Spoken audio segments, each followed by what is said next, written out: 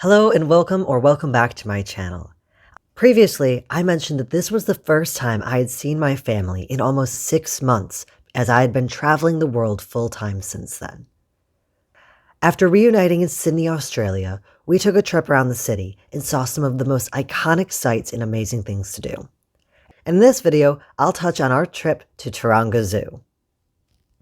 The platypus is an incredibly elusive species. Not only are they nocturnal, but they have tunnels under the water and ground that make them even harder to find.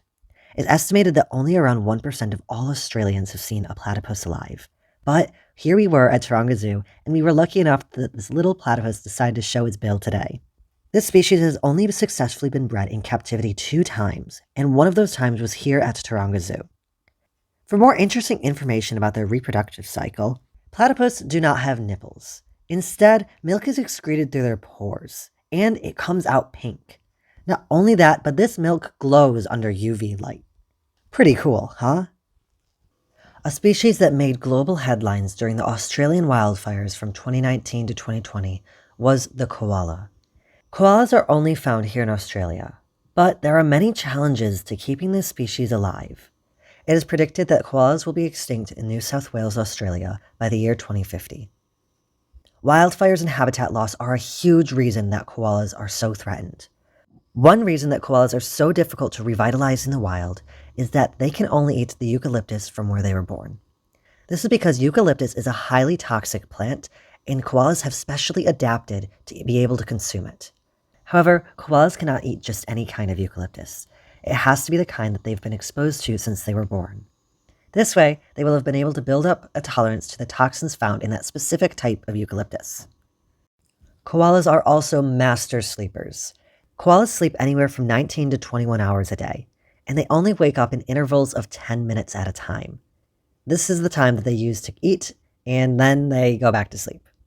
Their bodies have specifically adapted to give them a butt plate, which allows them to sit comfortably on eucalyptus trees as they sleep the day away. The Taronga Zoo is funded through the government, retreats, donations, and entry tickets. So if you want to support the amazing conservation work that this zoo is doing, be sure to stop by and visit.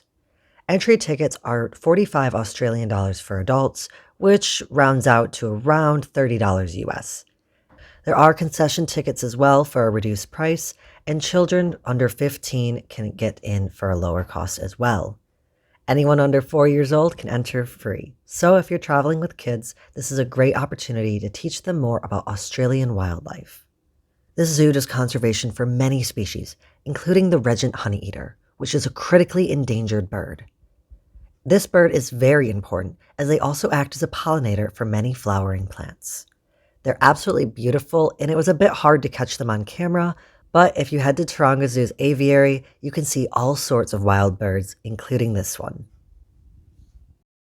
Another species the Taronga Zoo is working to protect is the Tasmanian devil.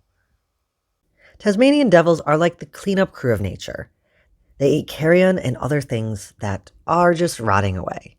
Despite that, this is actually a very clean species, and they work hard to keep it up.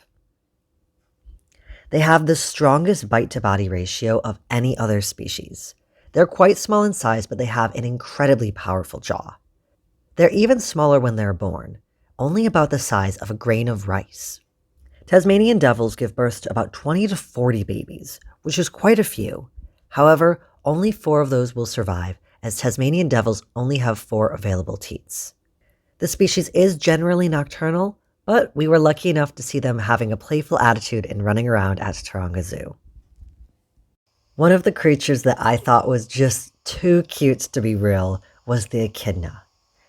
There are 2 species of echidna, the Sir David's long-beaked echidna and the western long-beaked echidna.